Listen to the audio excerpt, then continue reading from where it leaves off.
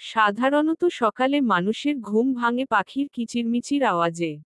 বড্ড মিষ্টি লাগে সেই কিচিরমিচির। কিন্তু পাখির কিচিরমিচিরের পরিবর্তে যদি মানুষের কিচিরমিচির আওয়াজ পাওয়া যায় তাহলে কি সেটা আর মিষ্টি লাগে? আশিয়ান পিটপিট করে চোখ খুলে তাকায়। চোখ ডলে ঘুমটা পুরোপুরি ছাড়ায়। শোয়া থেকে উঠে বসে হাত দিয়ে ঘাড়টাকে একটু ম্যাসাজ করে। ঘাড়টা ডানে বাঁয়ে ঘুরালে হঠাৎই নজরে আসে বেডের একদম কিনারে গুটিসুটি হয়ে শুয়ে থাকা এক রমণীর উপর। ঘুম থেকে উঠায় তার মস্তিষ্ক তখনও সচল হয়ে ওঠেনি। তাই প্রথমেই মাথায় একটা প্রশ্ন আসে। কে এই মেয়ে? আশিয়ান জায়গা ছেড়ে উঠে দাঁড়িয়ে হেঁটে মেয়েটির অপর পাশে যায়। হা, রফেস দেখে মনে পড়ে। আরে এত আমার আদুরে ননির পুতুল বউ। আশিয়ানের মনটা খুশিতে খলবলিয়ে উঠে। সে বেডের সামনে হাঁটু গেড়ে বসে পড়ে রক আছে। সময় নিয়ে আদুরে সেই মুখটায় চোখ বুলায়। কাল দৌড়াদৌড়ি আর বিভিন্ন ঝামেলার কারণে শান্তিতে বউটাকে একটু দেখতেও পারেনি। আজ একটু সুযোগ পেল অবশেষে। আশিয়ান খেয়াল করে র মুখের উপর কিছু কেশ এসে তার মুখটা প্রায় অর্ধেক ঢেকে দিয়েছে। আশিয়ানের এতেও হিংসে হয়। মনে মনে বিড়বিড়িয়ে বলে, আমি এখনো এই তুলতুলে গালটায় ভালো করে মনের খায়েশ মিটিয়ে একটু আদর করতে পারলাম না। এই চুল এসে কি সুন্দর আমার বউয়ের গালে নিজের জায়গা করে নিয়েছে। আশিয়ান হাত বাড়িয়ে চুলগুলো র কানের পেছনে গুজে দেয়। হ্যাঁ, এখন সুন্দরভাবে দেখা যাচ্ছে। আশিয়ান আবার হাত নিয়ে যায় র গালের কাছে। উদ্দেশ্য একটু আদর করা তুলতুলে সেই গালটায়। সে র গালে হাত রাখতেই অনুভব করে গালটা বেশ গরম হয়ে আছে। হাতটা মনে হচ্ছে পুড়ে যাচ্ছে। আশিয়ান অস্থির হয়ে র কপালে, গালে, গলায় হাত রেখে চেক করে। হ্যাঁ, যা ভেবেছিল সে। গা কাঁপিয়ে জ্বর এসেছে র। নিশ্চয়ই কাল এত রাতে শাওয়ার নেওয়ার জন্যই হয়েছে। কয়েক মুহূর্তের জন্য আশিয়ানের মাথা ব্ল্যাঙ্ক হয়ে যায়। সে কি রেখে কি করবে বুঝে উঠতে পারে না। হুট করে দরজায় কে জানি নক করে। দরজার অপর পাশে দাঁড়িয়ে থাকা ব্যক্তিটি বলছে, আসো। তোমরা কি ঘুম থেকে উঠেছ? অনেক বেলা হয়ে গিয়েছে। ব্রেকফাস্ট করবে না? আশিয়ান ব্যক্তিটির গলা শুনে বুঝতে পারে সে আর কেউ না, তার মা জননী। কি বলবে সে এখনো? তার বাবা আর মামা ওরফে শ্বশুর যদি জানে তাদের আদরের দুলালির এমন গা কাঁপানো জ্বর এসেছে নিশ্চয়ই এর জন্য আশিয়ানকে দায়িত্ব করবে। আর না জানিয়েও বা কতক্ষণ থাকবে? শরীর যেই গরম, ডাক্তার না ডাকলে বোধ হয় এটি জ্বর কমানো যাবে না। উফ। বিয়ে করার পর এত টেনশন, এত ঝামেলা পোহাতে হয় জানলে আশিয়ান এত খাটাখাটুনি করে বিয়েই করত না। ধুরু, ভালো লাগে না তার। আশিয়ান ভাবে বলেই দিবে বাসার সবাইকে জ্বর আসার কথা, সাথে বলবে কেন জ্বর এসেছে তার। কিন্তু আবার ভাবে একটু চেষ্টা করে দেখি কোন ট্রিটমেন্ট দিয়ে সুস্থ করাতে পারি নাকি এই ননির পুতুলকে। তার এসব ভাবনার মাঝেই স্পর্শ আবার নক করে দরজায়। আশিয়ান এবার নিজের গলার স্বর বাড়িয়ে বলে, আম্মু, মাত্র উঠেছি আমরা। একটু দেরি হবে। ঘুম এখনো ছাড়েনি। তুমি চলে যাও। আমরা নিজেরা নিয়ে নিতে পারবো ব্রেকফাস্ট। বেশি দেরি করো না আবার। আচ্ছা আম্মু। স্পর্শ চলে যায়। এদিকে আশিয়ান লেগে পড়ে জ্বর কমানোর মিশনে।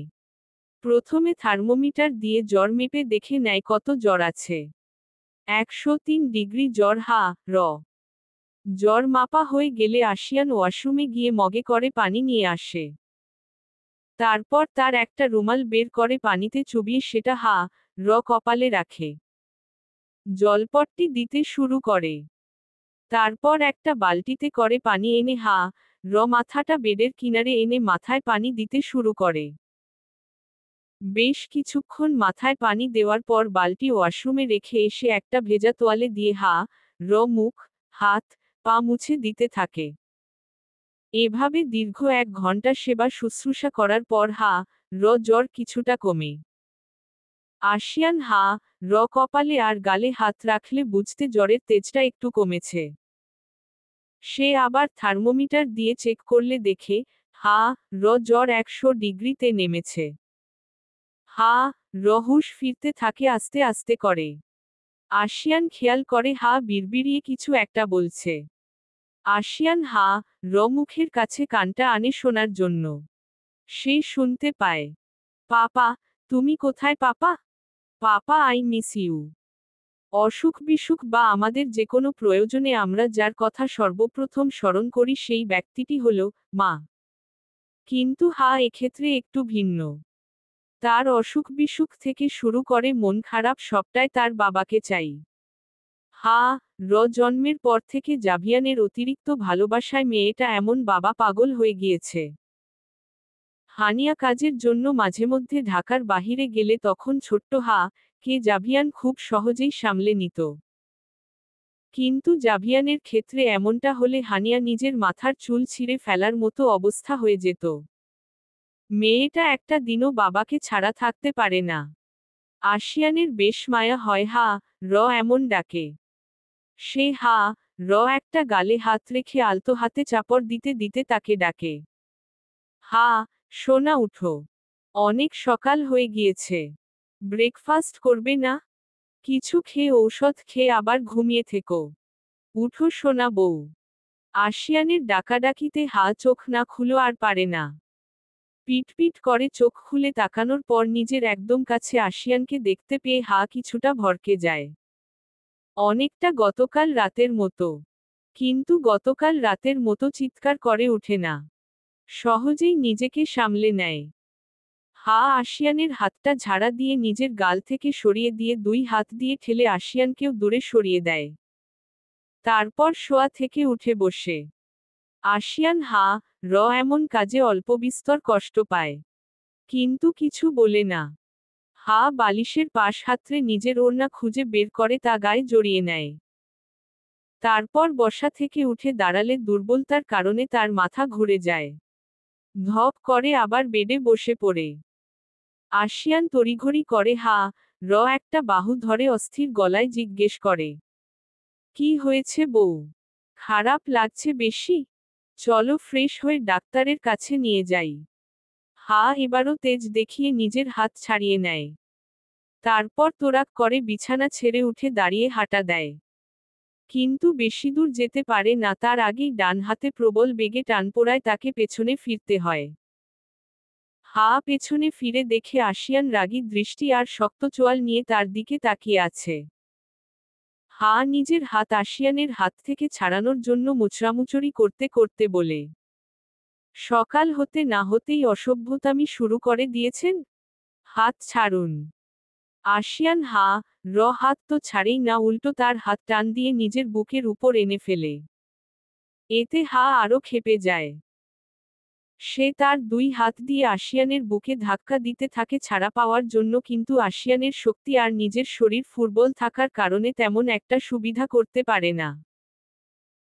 আশিয়ান তার এমন ধাক্কাধাক্কি দেখে দুটো হাত নিয়ে এক হাতের মধ্যে নিয়ে আরেক হাত দিয়ে চোয়াল চেপে ধরে হিসহিসিয়ে বলে, বাড়াবাড়ি কোন কালেই আমার পছন্দের ছিল না। তাই প্রয়োজনের তুলনায় বেশি করলে খারাপ হয়ে যাবে কিন্তু। আশিয়ানের এমন কথায় একটা তাচ্ছিল্যের হাসি দিয়ে বলে, আর কি খারাপ করতে চান আপনি আমার? যা করেছেন এর চেয়েও খারাপ কিছু হয় বুঝি? আর আপনি বুঝি করেননি বাড়াবাড়ি? সকালবেলা সকালে ঝামেলা করতে চাইছি না। বিয়ে দিয়েছে করেছি। এর চেয়ে বেশি কিছু আশা করবেন না। কাল রাতে আবেগের বশে সাড়া দিয়ে ফেলেছিলাম, সেটাকে ভালোবাসা ভেবে ভুল করবেন না। আশিয়ান নিজের মুখটা মুখের আরেকটু কাছে নিয়ে এসে ফিসফিসিয়ে বলে, আমি যা ভাবার ভেবে নিয়েছি। তুমি তোমারটা ভাবো বউ। কথাটা বলে আশিয়ান ওষ্ঠে আলতো করে নিজের ওষ্ঠ ছুঁয়ে দেয়। কথা বলতে বলতে আশিয়ান এমন একটা কাজ করবে কল্পনাও করতে পারেনি। রাগে তার গা কিরমিরিয়ে উঠে। সে নিজের পা দিয়ে আশিয়ানের পায়ে জোরে একটা পাড়া মারে। হঠাৎ করে এমন পাড়া মারায় আশিয়ান ব্যথায় নিজের হাতে থাকা হাত ছেড়ে দিয়ে একটু পিছিয়ে যায়। হা আশিয়ান থেকে ছাড়া পেয়ে হাত দিয়ে ডলে ডলে নিজের ঠোঁট মুছতে থাকে। কাল রাতে আশিয়ানের ছোঁয়ায় সে যতটা হারিয়ে গিয়েছিল আজ তার ছিটে ফোঁটাও নেই। বরং আশিয়ানের এই ছোট্ট ছোঁয়া তাকে আরো রাগিয়ে দেয়। হা আশিয়ানের দিলে আঙুল উঁচু করে শাসিয়ে বলে, আমাকে যদি সেই আগের হা মনে করেন তাহলে বলবো আপনি বোকার স্বর্গে বাস করছেন। আমার ধারে কাছে আসবেন তো একদম মেরে বৃন্দাবন পাঠিয়ে দিব। অসভ্য, মেনারলেস চারচোখা মাস্টার। আশিয়ান হা কথায় ভয় তো দূরের কথা উল্টো পেটে হাত চেপে হা হা করে হেসে দেয়। তার হাসি যেন রাগের আগুনে ঘি ঢালার কাজ করে। সেখান থেকে ওয়াশরুমে যেতে যেতে বলে, অসহ্যকর লোক। বাবাইকে আজই বিচার দিব তোর নামে দাঁড়া শয়তান ছেলে। কথাটা বলে ঠাস করে ওয়াশরুমের দরজাটা লাগিয়ে দেয়। দরজা লাগানোর আওয়াজেই আশিয়ান বুঝতে পারে ঠিক কতটা রেগে আছে। ওয়াশরুমে চলে যাওয়ার পরও আশিয়ান হাসতে থাকে। কিছুক্ষণ পর নিজের হাসি থামিয়ে আশিয়ান বিছানা গুছিয়ে নেয়। তারপর নিজের ফোনটা হাতে নিয়ে বেকনিতে চলে যায়। বেকনিতে এসে আশিয়ান সেখানে দাঁড়িয়ে কাল রাতের কথা ভাবতে থাকে। গতকাল রাত আশিয়ান যখন একদম নেশায় ডুবে যাচ্ছিল তখনই তার কানে আসে নারী কণ্ঠের কান্নার আওয়াজ। মুহূর্তেই সে অনুভূতির জগৎ থেকে বাস্তবে ফিরে। ঘাড় থেকে মুখ উঠিয়ে দেখে কাঁদছে। আশিয়ানের এভাবে অনাকাঙ্ক্ষিতভাবে এতটা কাছে আসায় কিছুক্ষণের জন্য ঘুরে চলে গিয়েছিল। কিন্তু আশিয়ানের রচিত সেই তিক্ত অতীত কে কয়েক মুহূর্তের মধ্যেই অনুভূতির জগৎ থেকে টেনে হিচড়ে বাস্তবে ফিরিয়ে আনে। মনে করিয়ে দেয় সেই বিভীষিকাম দিনটির কথা। এদিকে এমন কান্নার কারণ আশিয়ানের বুঝতে বাকি থাকে না। নিমিষেই বুকের বাম পাশে চিনচিনিয়ে ব্যথা করে ওঠে তার। আশিয়ান একটা দীর্ঘশ্বাস ফেলে উপর থেকে সরে আসে। আশিয়ান সরে যেতে লাফ মেরে উঠে বসে। হাঁটুতে মুখ গুজে কাঁদতে থাকে। কি করছিল সে?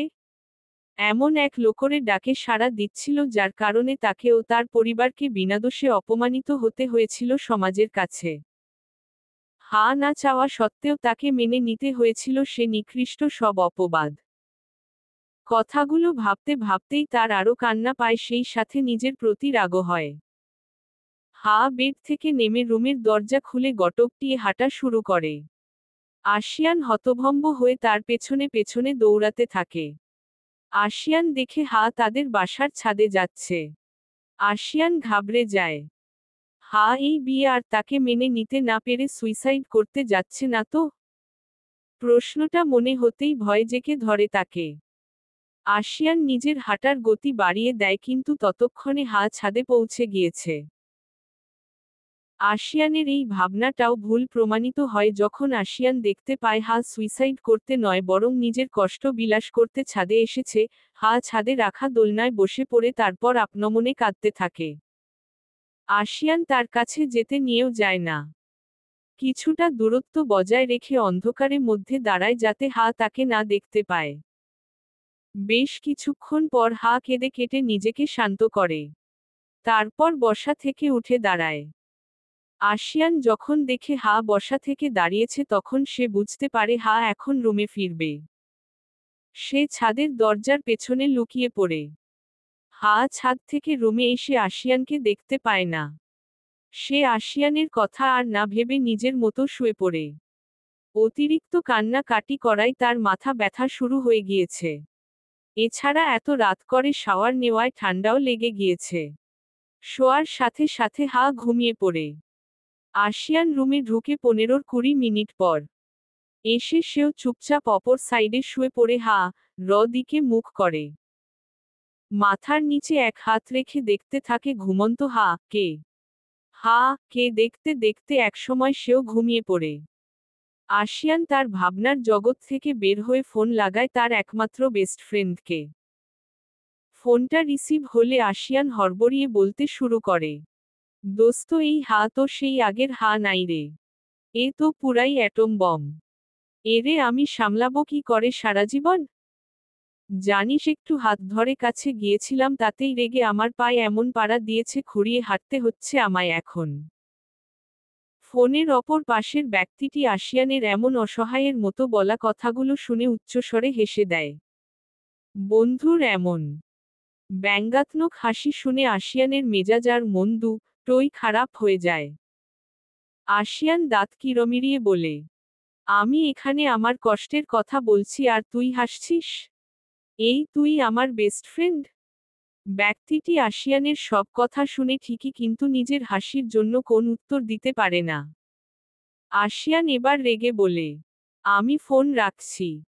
তোর সাথে আর কোন কথা নেই আর তুইও আমাকে ফোন দিবি না।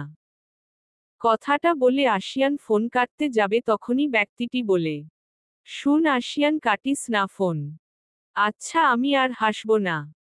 কথাটা বলতে বলতে আবারও হেসে দেয় ব্যক্তিটি। আশিয়ান তো এবার রেগে আগুন। সে চিৎকার করে বলে, আফিফ ফফ, থামবি তুই? আফিফ বুঝতে পারে তার বন্ধু ভীষণ ক্ষেপে গিয়েছে, এখন না থামলে হয়তো পড়ে তার কপালে কঠিন মার আছে।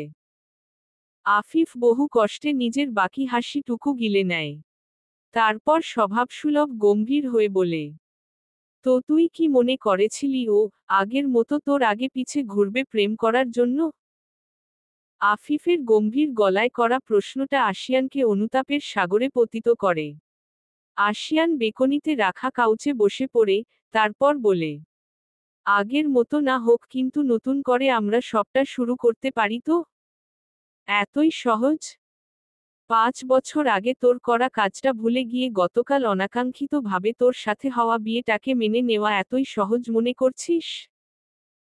আচ্ছা তুইই বল, তুই যদি জায়গায় থাকতি তাহলে পারতি এত সহজে ভুলে যেতে? আফিফের এই প্রশ্নের কোন উত্তর দিতে পারে না আশিয়ান। আশিয়ান ভাবে, আফিফ ভুল তো কিছু বলেনি। জায়গায় থাকলে সে কখনোই এত সহজে সব ভুলে যেতে পারত না। এদিকে আশিয়ানের নিস্তব্ধতাই আফিফের উত্তর দিয়ে দেয়। আফিফ আবারও বলা শুরু করে, তুই বড্ড অধৈর্য হয়ে পড়িস আশিয়ান। অতীতে অধৈর্য হয়ে কোন কিছু না ভেবেই একটা বাজে কাজ করে ফেলেছিলি। এবং এটার মাসুল তোর পুরো ফ্যামিলি সহ কেউ দিতে হয়েছে। যেখানে তারা সম্পূর্ণ নির্দোষ ছিল। আর এবারও একই কাজ করছিস। শুন, সাথে ফারাবির বিয়ে হওয়ার কথা ছিল, কিন্তু হয়েছে তোর সাথে। আর ফারাবির বিয়েটা অনেক আগে থেকেই ঠিক করা ছিল। আমার যতটুকু মনে হচ্ছে মনে মনে ফারাবিকে ভালোবাসতে শুরু করেছিল। আফিফের এই কথাটা শুনে আশিয়ানের বুকে একটা চাপ পড়ে। সত্যিই কি ফারাবিকে ভালোবাসতে শুরু করেছিল? তাই হবে। না হলে যে যতবার আর ফারাবিকে একসাথে দেখে ততবারই একদম শান্ত ও মিষ্টিভাষী থাকত।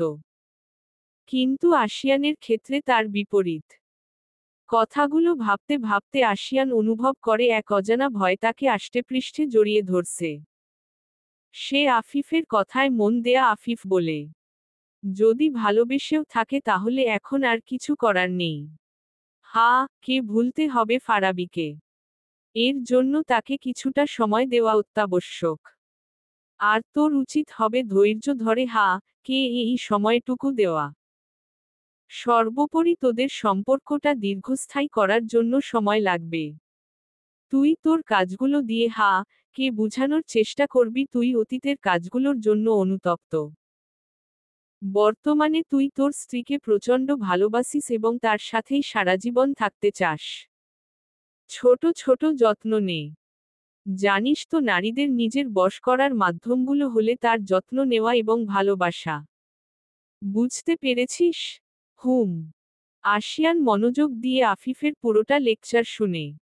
আফিফের আরও কিছু কথা বলে ফোন কেটে দেয়। আফিফ ফোন কেটে দেওয়ার পরও আশিয়ান সেখানেই বসে থাকে। আফিফের কথাগুলো আশিয়ানকে অনেক কিছু ভাবতে বাধ্য করে। আসলেই সে সবকিছুতে বড্ড তাড়াহুড়ো করে। সে মনে মনে প্রতিজ্ঞা করে এবার আর কোন কিছুতে তাড়াহুড়ো। সম্পর্কটাকে স্থায়ী করার জন্য যথেষ্ট সময় দেওয়া প্রয়োজন এবং সে দিবে সময়। তার এসব ভাবনার মাঝেই সে রুম থেকে আওয়াজ পায়। আশিয়ান তড়িঘড়ি করে রুমে এসে দেখে হা ফ্রেশ হয়ে বের হয়ে এসেছে আর আয়নার সামনে দাঁড়িয়ে চুল আঁচড়াচ্ছে। আশিয়ান আস্তে ধীরে র কাছে এগিয়ে যায়। আয়নার মাধ্যমে পেছনে দাঁড়ানো আশিয়ানকে দেখে কিন্তু কোন রিয়েক্ট করে না। নিজের মতো চুলের জট খুলতে থাকে। শরীর খারাপ থাকায় মাথাটাও আঁচড়াতে ইচ্ছে করছে না কিন্তু মাথা না আঁচড়ালে তার ভালো লাগে না। হঠাৎ অনুভব করে আশিয়ান তার হাতে থাকা চিরুনিতে হাত দিয়েছে। সে আয়না তাকালে দেখতে পায় আশিয়ান তার হাত থেকে চিরুনিটা নিজের হাতে নেওয়ার জন্য হাত বাড়িয়েছে। আশিয়ানের দিকে ফিরে বলে, সমস্যা কি? দেখছেন না আমি আঁচড়াচ্ছি। আপনি অন্যটা নেন নিজের চুল আঁচড়ানোর জন্য। আশিয়ান কথার কোন জবাব দেয় না। উল্টো সে হাত থেকে চিরুনিটা জোর করে নিজের হাতে তুলে নেয়। তারপর কে ড্রেসিং টেবিলের সামনে রাখা টুলে বসিয়ে নিজেই মাথা আছড়িয়ে দিতে থাকে। তাকে মানা করলেও আশিয়ান শুনে না। যেহেতু শরীর খারাপ লাগছিল তাই বেশি একটা রিয়েক্ট করে না। আশিয়ান সময় নিয়ে কোঁকড়ানো চুলগুলোর জট ছাড়িয়ে চুল বেঁধে দেয়। চুল আঁচড়ানো শেষ হলে আয়নায় তাকিয়ে চোখে চোখ রেখে বলে, আমি 5 মিনিটে ফ্রেশ হয়ে আসছি। তুমি বসো। আমি আসলে পরে তারপর জন একসাথে যাব। তার কথা শুনে তো ঠিকই কিন্তু করে তার উল্টোটা। আশিয়ান ওয়াশরুমে চলে যেতেই একা একাই রুম থেকে বের হয়ে আসে। তারপর সিঁড়ি দিয়ে নিচে নেমে আসে। নিচে এসে সে একদম অবাক হয়ে যায়। কারণ তার বাবা মা আর ভাইয়েরা এসেছে। ইচ্ছে করে দৌড়ে গিয়ে বাবার বুকে ঝাঁপিয়ে পড়তে, কিন্তু প্রচণ্ড অভিমানের কারণে তা করতে পারে না। সিঁড়ির কাছে দাঁড়িয়ে থাকে। জাভিয়ান আবরারের সাথে কথা বলতে বলতে নজর যায় সিঁড়ির কাছে দাঁড়িয়ে থাকা তার আরেকটা জানকে। সে কথা বলা থামিয়ে তাকিয়ে থাকে দিকে। হুট করে কথা বলা থামিয়ে দেওয়ায় সকলে জাভিয়ানের দিকে তাকালে দেখতে পায় সে এক ধ্যানে তাকিয়ে আছে। জাভিয়ানের চাহনি লক্ষ্য করে বাকিরাও সেদিকে তাকালে দেখা পায়। জাইন কে দেখা মাত্র দৌড়ে এসে বোনকে নিজের সাথে আগলে নেয়। ভাইকে জড়িয়ে ধরে। এখন আবার কান্না পাচ্ছে তার। ছিচকাদুনি লাগছে নিজেকে তার। ভাইয়ের বুকে মাথা রেখে যখন নাক টানতে ব্যস্ত তখনই সে তার মাথায় কারো কোমল হাতের স্পর্শ অনুভব করে। মাথা উঠিয়ে তাকালে পরপর তার বাবা মা আর বড়দা ভাইকে নিজের সামনে উপস্থিত পায়। জাভিয়ান ধরা গলায় বলে, আমার প্রিন্সেস কি এখনো অভিমান করে আছে তার পাপার সাথে? পাপার বুকে আসবে না সে? বাবা পাগলি বুঝি আর নিজেকে আটকে রাখতে পারে। ভাইয়ের বুক থেকে সরে এসে বাবার বুকে ঝাঁপিয়ে পড়ে। সেই সাথে এতক্ষণ ধরে আটকে রাখা কান্নাটাও বের হয়ে আসে।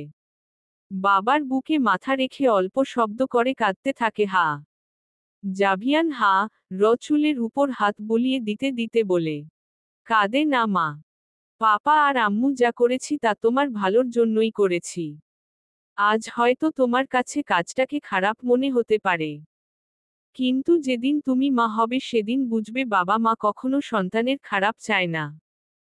কথাগুলো বলতে বলতে তার চোখের কোণ বেয়ে অশ্রু গড়িয়ে পড়ে। উপস্থিত সকলে জানে জাভিয়ান আর একে অপরের জন্য কতটা পাগল। তাই তারা বাবা মেয়ের এমন কাদা একটু আবেগী হয়ে পড়ে। জাভিয়ান বুক থেকে মেয়ের মাথা তুলে কপালের মাঝখানে স্নেহের পরশ দেয় তখনই সে বুঝতে পারে মেয়ের শরীর স্বাভাবিকের চেয়ে একটু বেশি উষ্ণ। জাভিয়ান গালে কপালে হাত দিয়ে চেক করলে বুঝতে পারে হালকা পাতলা জ্বর এসেছে মুহূর্তেই জাভিয়ান অস্থির হয়ে পড়ে। মেয়ের গালে হাত রেখে বলে, মা তোমার তো দেখি জ্বর শরীরে। জ্বর আসলো কখন? জাভিয়ানের কথা শুনে সকলেই অবাক হয়ে যায়। জাভিয়ান কে এনে সোফায় তার পাশে বসিয়ে দেয়। হানিয়াও মেয়ের পাশে বসে তাকে বুকে আগলে নেয়। সকলে একের পর এক প্রশ্ন করে মাথা খারাপ করে ফেলছে। স্পর্শ মাথায়, শরীরে হাত বুলিয়ে বলে, আমি তখন তোদের ডেকে আসলাম, তখনও তো আশিয়ান আমায় কিছু বলল না। হ্যাঁ রে মা, তোর কি বেশি খারাপ লাগছে? এই জাহানকে উদ্দেশ্য করে বলে, আব্বা কে একটু চেক করে দেখ না, জ্বর কি বেশি নাকি? হসপিটালাইজড করা লাগবে নাকি? জাহান ফুফুর নির্দেশ মতো বসা থেকে উঠে এসে বোনের সামনে মাটিতে হাঁটু গেড়ে বসে। তারপর চোখ ও পালস রেট চেক করতে থাকে। এদিকে স্পর্শের কথা শুনে আবরার রাগে গোজগোজ করতে করতে বলে, দায়িত্বহীন ছেলে একটা। নিশ্চয়ই ও জানেও না জ্বর এসেছে যে, তাই তোমায় কিছু বলেনি। আবরারের কথা শুনে হানিয়া বলে, ভাই কে কিছুদিনের জন্য আমরা নিয়ে যাচ্ছি আজ। সকলের এত এত কথা শুনে বিরক্ত হয়ে জোরে বলে উঠে, থামবে তোমরা? আমায় বলতে তো দাও। সকলে শান্ত হয়ে যায় কথায়। মায়ের বুকের থেকে মাথা উঠিয়ে বলে, কাল এত ভারী শাড়ি আর ব্রাইডাল সাজে অস্বস্তি হচ্ছিল বলে রাত 2টোর দিকে শাওয়ার নিয়েছিলাম। আশিয়ান ভাই মানা করেছিল, কিন্তু আমি জোর করেই শাওয়ারটা নেই। ঘুমানোর আগ পর্যন্ত তেমন খারাপ লাগেনি। ঘুমানোর পরেই হয়তো জ্বরটা এসেছে। আর আম্মু হানিয়ার দিকে ফিরে বলে, তুমি তো জানাই আমার জ্বর আসলে অবস্থা কতটা খারাপ হয়ে যায়। বিছানা থেকে উঠা আমার জন্য কষ্টের হয়ে পড়ে, সেখানে আজ আমি তোমাদের মাঝে বসে আছি। তাহলে বুঝো কতটা ভালো ট্রিটমেন্ট পেয়েছি আমি।